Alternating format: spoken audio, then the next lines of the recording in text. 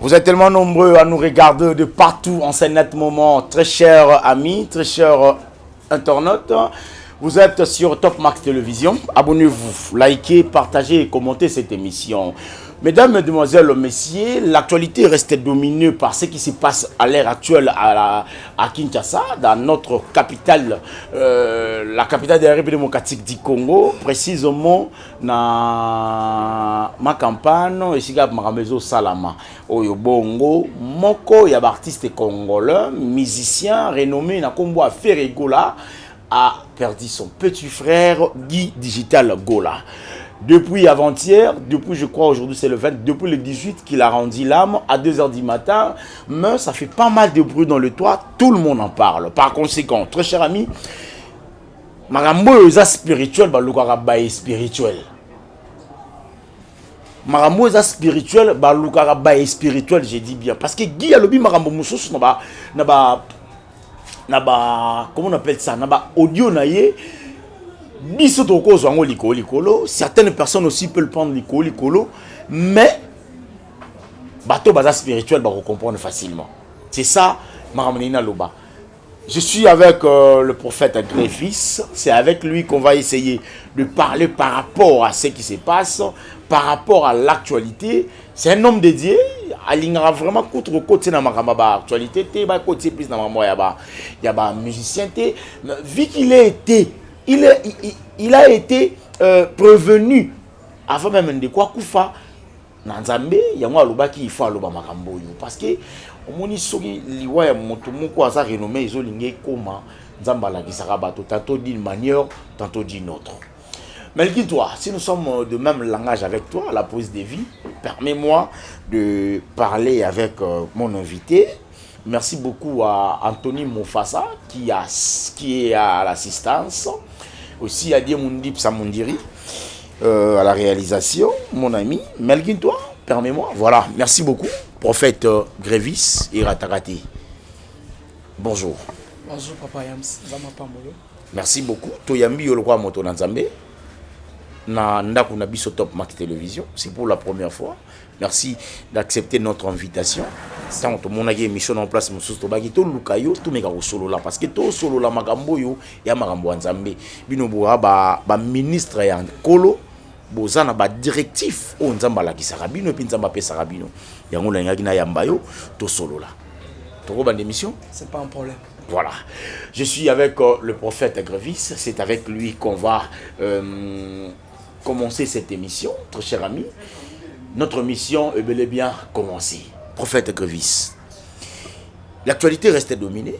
Dans Internet, je ne dirais pas dans mon qu'il y a à l'heure actuelle, mais dans Internet, l'actualité est dans minute que Guy Gola, le qui a fait Gola, a Koufi.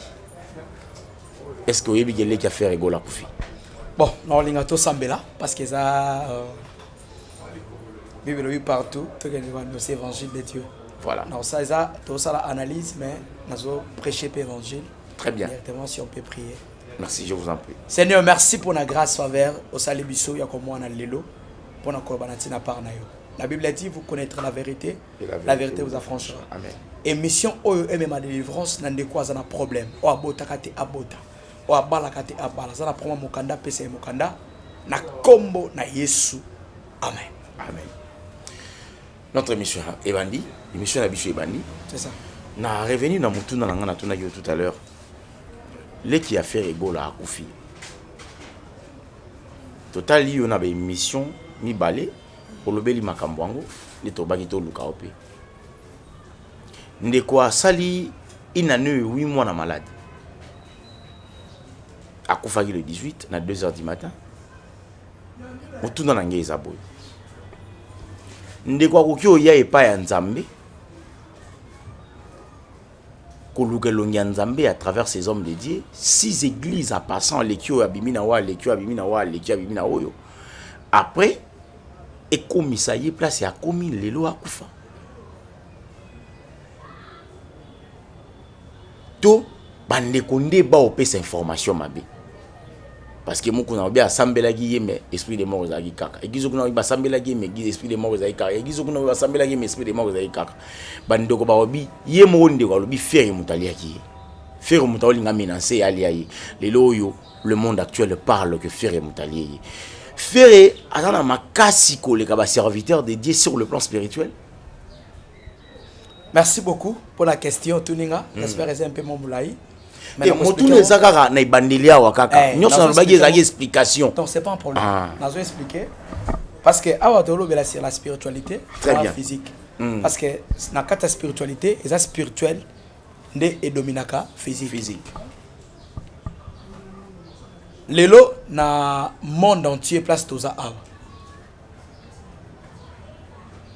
Nazo ba des contextes, ya liboso place où Sengela qui ou bien pasteur il a fallu assembler pour na gigola bika, c'est moi le prophète Gravis. Pourquoi? Parce que nazaki na secret ya oyebaliwa ya gigola. J'avais annoncé na ba chaîne bande ko musu batala kiango parce que gigola fille est musicien, anoye mapande ko na biso faire rigola moli monepe manakimia. Mais gigola a confité pour faire mtali. Gigola a koufi pour na ba pentacle na yemoko. Bible zoloba c'est que l'homme aura semé et le moissonnera. Très bien. Lelo ba ko bimisa ba pasteur ko bazana nguyate. C'est parce que ba pasteur bazwa ka un dialogue na mondimité na muto ayi na problème té. Très bien. Gigola soko lia e faire fallait kala. Na baton azaki na faire en dehors d'abord ko za na orchestre azan ndeko ya faire so faire aki na poso lia gigola mais faire asili sa bandeko ne nyonso ezaka gigola te mais il faut y bana kata monde de spiritualité ba we la pouvoir. Parce que gigola azaki déjà suspendu et pas faire rigola. Très bien. Anazoloba selon la spiritualité, selon l'œil prophétique. Gigola akomaki na posa asali sa orchestre. Et na kata orchestre na ye parce que azaki na posa comme un peu indépendant. De tout le monde va bien affilié basa indépendant, tout le monde le ba fabriquer, tout le monde ba héritier, il y a beaucoup de musiciens au bazo bima, basa ba indépendant. Ne gigola pas azaki na posa a comme indépendant. Pour landa yango comme preuve, landa ba émission gigola azo sala émission avec un journaliste à lobby, yé azala ba pentacle ya likolo parce que ya sa bouddhiste, aza mualim. On a kata bouddhisme ba mataka ba niveau ba mataka ba chambre. Total kana bino CD ya film ya 36 chambres du Shaolin. Ça on n'est pas comme un maître, il a fallu abandonner la première chambre. Na koyebi so comme preuve, même Ferregola. Aza mualim. Ouais. Parce qu'il n'est pas ça bouddhiste. Mais na kati ya ba chambre, faire aza na troisième chambre. Mais Gigola aluka ka comme na 12e chambre aleka Ferregola. Osolo nanga. Azaki na posa parce que tango ba suspendre pas Ferregola, a commencé ko na posa, yepe akende asala mouvement na ye. Landa ba audio na ye. Alobi ba beteli gazon na faire abi na relaxo ke na bana ko yemba liboso na yo. Mais ba bosani oye pa lobaki na Ferregola parce que ba se promeditaki. Or bo cultiste na bo cultiste ba bundaka bango na pouvoir. Ngana ko beteli gazon na pasteur moko. So na za faible pasteur na olianga. Parce que dans quatre monde la spiritualité, il faut comprendre alliance, peu qui ancienneté et contact. Voilà. Qui ancienneté et contact, alliance peu na ba pacte et contact. Parce que ça na ba musicien mususu ba alliance ta bango ba sala, ye avant album ne beta. Et ça faut lire mutute, ye mo ne fa kufa pendant 3 jours. Sera la muki a sekui ne album ne beti. Ça dit ye alliance na azan pour ça sacrifier mutute. Et ça na mutu mususu, ye il faut sacrifier batu. Yango na ba misia ba kabela ka batu mingi ba bilamba. So misia bengi wa kabelo lamba. Yeba ke na simbe lamba wana azoluka abenda étoile na yo pour ekende ko salela yi. Très bien. Ba misusu ba kabaka mbongo. Mbongo ato yo ko liango soko za faible. OK ko participer na kata succès na yi. Nyonso ne photo yebango. Mais Gigola na be église wa tambola ki ngana mo za mascara. Parce que na be église so Gigola tamboli atika la ta ko tubela te.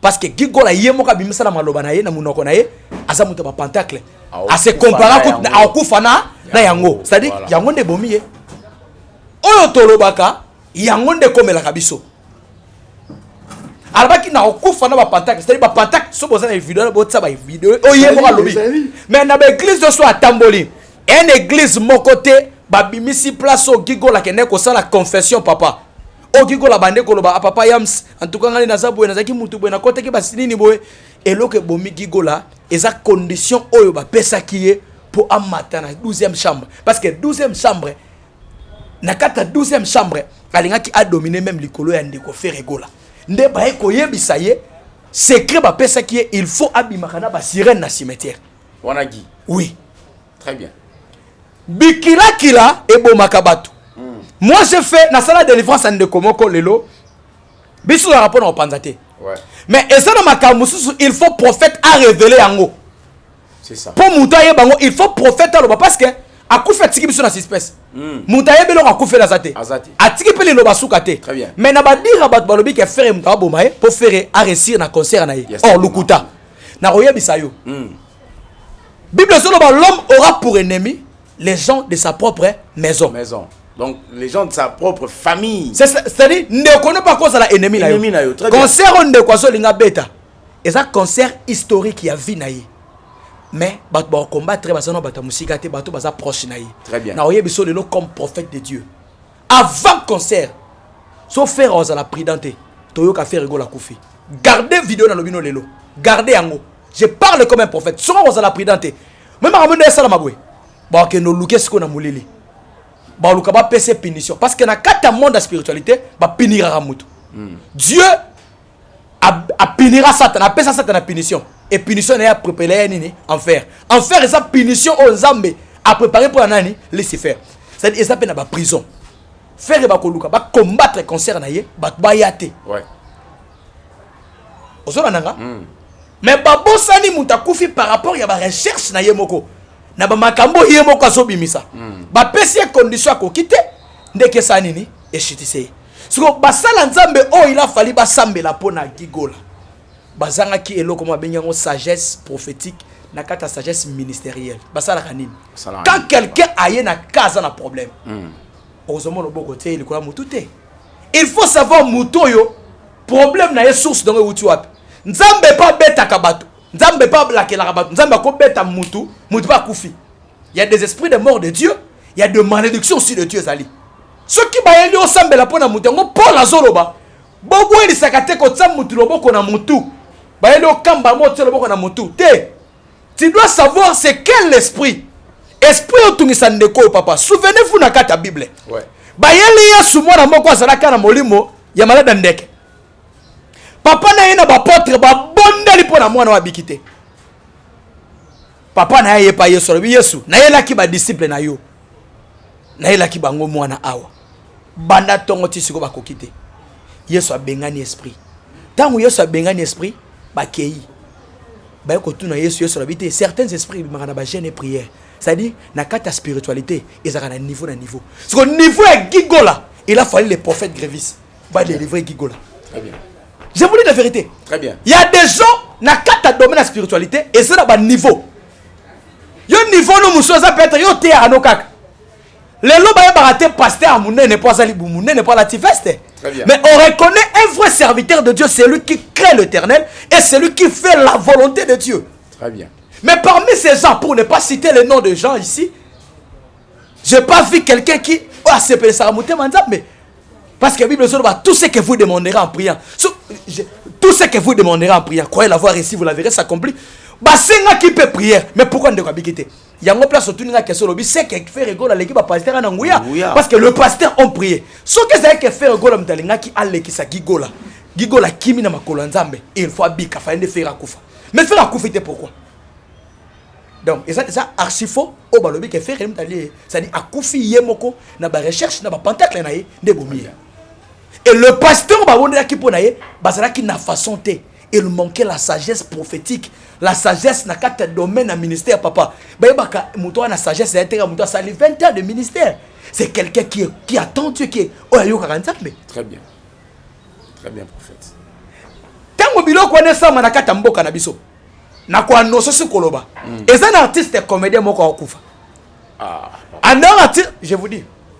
artiste comédien moko azokufa parce que na zo expliquer yo prophétie et outil et pas maman moko na poto eza prophétie moko ya liwa ya esprit de mort ezolanda parce que fa na comme na suka na silisa et ça na comédien moko azokufa mais bat ba bomé pour na jalousie parce que na moni étoile les ont brûlé les loba combattra toujours muto à sa étoile na kata monde art na kata monde ya musique na kata monde bastard même na kata monde na biso ba pasteur qui c'est le qui makasi ouais muto alingi a dominer likola muninga azwa succès a baba yam singa bifana leka ya ça ake ko signer business na oh bosani ke yo sala na kisite ezaka façon no salelaka ozo danga papa te nganga na kisi makasi c'est pas un problème nganga na kisi makasi non ça kisi makasi mais parce que ça peut na mutu muso ça ce qu'on appelle ça azwa kisi ko leka yo donc akoma likono pa na okonza yo ya mwana monde spiritualité dominer likola muninga ndo moni jalousie koti ndo moni lele komi obwe komi bakomo ko luka batsana ba poison ba boma na bango c'est ça nde bazo luka ba éliminer artiste moko mais na moni akufa na poison parce que jalousie ba obwa kele maladie moko maladie wana ekozwaye mais ko rater ba yo ko réussir na poison bientôt to lela artiste moko azokufa comédien et Dédé na bandel sukolo ba a ba ko luka ba silisa carrière ya Ferregola par la mort je dis comme un prophète. Voilà, très cher ami, c'est à retenir que Ferregola doit être très prudent. Na tchagi en même dans les commentaires. Et monsieur Elekakina Orligola, na obagi Ferregola, tu dois être sage avec ton frère Orligola. Il ne mérite pas être ton frère. Mais vu que c'est votre famille, ou alors la singa famille et bendanaga, mais katanagate. Donc ndekwa kotika la ndeko, mais il faut moi distancer à la pote. Tobotami 10. Ndenge prophète alekaki alobaki tobota mi 10 mais nakata 10 wana moto na molimo na ye moto na esprit na ye moto na misala na ye yo salaka misala nini nga salaka misala nini c'est ça le problème nzambe abatte la biso. Deuxième question na biso prophète sur le plan spirituel Guy alobi makambo efaki aloba Orligola alobi makambo efaki aloba mais bato ba ozwa yango bato ba spirituel te ba ozwango likolo bato baza spirituel to yebi ndenge ba ozwa yango te mais loko yo za spirituel parce que oza prophète to lingaki to yeba makambo yogi ya lobi que ba sacrifice machin est-ce que eza ya solo sur le plan spirituel? Merci beaucoup papa Yams, j'espère nous répondre à la question tunanga. Très bien, merci beaucoup. Na kata domaine à spiritualité na touché ce qu'on a kata monde à sacrifice. Monde à sacrifice ndoki aliaka mutu boete. Il faut ba komisser taba ngombe meme ba bongola komanyama. OK. Na opesa exemple moko ya makambo esalamaki parce que ngata na fana koma prophète nazaki na kata islam avant nzamba benganga nazaka musulman. OK. Na kata islam ezaka na ba surat musto bana osala osengela batukufa ezali. Ah oui. Na kata monde occultisme elekaka commence mutalinga kufa so to bali ya mutu so na tali papa Yams na posana lia yo ni na osala nini papa na okota rapport na okendo okota rapport soko tagi na Daniel chapitre 10 Bible solo ba histoire ya ba roi de Perse ya des esprits etambolaka na mipepe yango na zoebi sabana na nzambe o bazalaka na caractère bi habitude ya kofinga kabana bongo bebe no ba tout okufa ta kokufa. Il y a des esprits qui circulent parce que le diable est omniscient, omnipotent et omniprésent. Celle de Jésus-Christ qui est omniscient, omnipotent, omniprésent. Le diable pose information, il travaille dans ta service et renseignement. Daniel chapitre 10, verset 13. Babeng Mamba, roi de Perse. Ce qui va l'ingénier balia mutu, na kata domaine de la spiritualité, qu'est-ce qui va ça là? Bah que nos football pèse un rapport. Si on pèse un rapport, n'a pas possible d'éliminer ndeko X. Bah que ça la démarche à liboso bah que luka bah kanga elilingi na yo. Ce qui va réussir et lilingi na yo, c'est-à-dire bakangi yo. Ndeba retourna ce qu'on a kata réunion. Olingi muto akufa liwa nini? Te akufa liwa ya mbasu, te asa l'accident. Abi makawe mort sibit, te ala la mukate, te asa la boy. Ba poneli o liwa. So ba poneli o liwa wana. Nini ba salak? Ba personne peut être une semaine, bien 2 semaines, bien 1 mois. Akufa dans 1 mois. Ndo mona ka ba prophète ba yebaka. Là c'est na solo ba déjà que ils ont mort ezoya parce que na yebi déjà na kata calendrier spirituel ba décider que tambo et date muta kufa. On l'a dit. Ce qui va réussir comme mutu muta kufi. moto soki akufi akendaka mbala moko te neti gigola esprit ne ezo régner esprit ne ezanan na ekete esprit na ye eza na se lokolo na ye mwena mosaka suka mosaka na suka pemba ya moto esprit ya moto esprit na ye eza na se lokolo na ye soki prière makasi salami ata basala ki autopsie ose ko azonga vie wana ope ba secret ya monde spiritualité ndenge évoluaka yango ndoki soka lie mutu azalaka à l'aise te soki no bakundi mutu te avant comme à l'aise il faut bakunda mutu ya comme à l'aise parce que esprit na ye ezotelengana nanu esprit na ye nanu ekiko pema te esprit nezotelengana gigola esprit nezotelengana omona mutu musoko ba oh namona gigola te oh ebimele ngai parce que esprit na ye nanu bakundi yango te ouais nzoto za na moke mais esprit na ye nane kundami te soko soki ba réussir le jour ba kendo kunda gigola na moyi ne ba kunde sili bazongi na butu na 0 heure eza na réunion ko salama na kata cimetière réunion ko salama ba ko benga ba ko convoquer muto abomi gigola donc muto alie gigola ba ko convoquer ye akoya na kata réunion wana tango ya na kata réunion ba ko poser question obomi muto pona nini te na bomi po tala boy na posa boy na posa boy OK ba osala nini ba ko invoquer gigola akobima pena normal gigola abimi likola tombo place bakunda ki place on attaque gangi au nom de Jésus et ça les fête abimi déjà wana pena i amo mimono ke ngayo gigola na cimetière ndesiko ba ko tuna bon to sala nenine ba ko zoyer ba commissaire peut-être ngombe ou bien ngulu ba tindi yango ba kendo teka ngona wenze ozola nanga papa lelo sona batebele baliaka misuni ozolia musuni eza goûter ozolia mutu sans le savoir parce que mutu normalement ce qui nzamba ba ki faut ça la 120 ans ce ba reçu ko lia on a 50 ans tous les 70 ans wana OK na kata monde à Lucifer au comme porteur au comme esclave pendant 70 ans yango mutu no so balia akota lola te mutu balia akota lola te parce que ce qui mutu akufi et ça la kanabi tumbe sala maka ya deux anges qui viennent et ça na archange ya Nzambe na archange ya Lucifer yango tango Moïse akufi mutaboma Moïse mutakunda Moïse pardon c'est lui-même Dieu au moins ange de Dieu est venu pour récupérer le corps hein ya Moïse mais tango il faut récupérer l'ange du diable passe là qui wana alors Lucas soit corps anan ya Moïse non mona mutu so akufaki akomo bimela bato akomo bimela bato o bimela bato wana eza esprit elati ne gigolo baki bakundaka bangombe bakundaka ba oui o bakundaka neza bangombe te za batu ba sacrifier ka batu yango bana basi bele bazokufa bana mbali bazokufa likola kilokoso lelo iPhone te wereniaki occultiste abimina mwana mwasi likola iPhone mutakoma capacité ko teka nyonso a cause ya kilokoso papa lelo kilokoso ememi batebele na kufa kilokoso ekomisi batu ba mokala ya ba musicien alandaka musicien mona sima akabela ke bilamba mais a sacrifier déjà celle étoile na ye yango moni bato basalaka ba porter parole ba musicien mukie bazwaka vie mais le reste basalaka inutile vika ya matolo vika ya kosenga senga vika ya kodefa defa pourquoi parce que bakunda déjà ba phénomène alobaki na kata spiritualité eza batu yango soko line na butu oloti ndoto ba peso mwana popi bomaye ba peso nyama mobo ke bomaye bolamba ye oboma mutu déjà ça les savoir na kata spiritualité na kata monde des esprits ta bakundaka banyama bakundaka batu. Très bien, ça fait très mal. Gigola, paix à ton âme, l'illustre a disparu. Il a rendu l'âme depuis le 18. L'artiste est parti pour ne plus jamais revenir. Moi, pas si. Prophète, bandeko ba otala biso, basala biso sinto komi na suka. Talingi o exaucer bandeko moutier.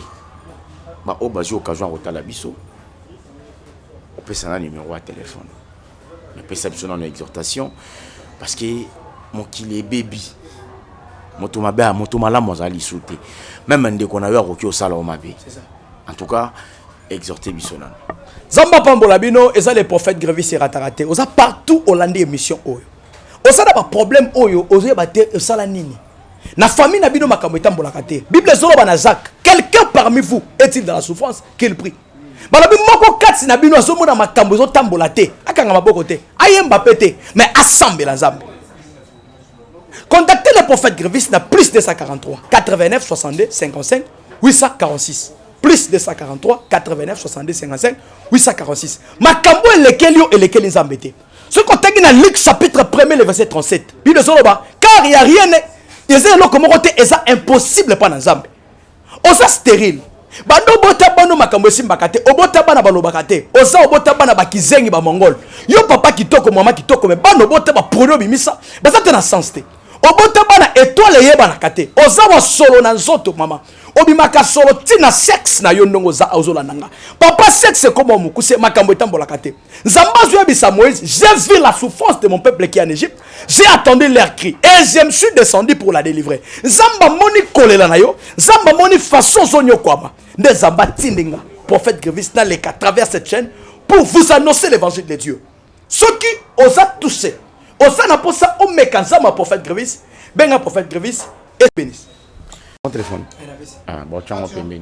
Merci beaucoup, vous étiez tellement nombreux à nous regarder. Ça n'est fini pour aujourd'hui. Vous étiez tellement nombreux à nous regarder de partout en ce net moment. Très chers amis, on se voit prochainement. Merci beaucoup à Melkin, toi qui était à la prise des vies, aussi à la régie finale.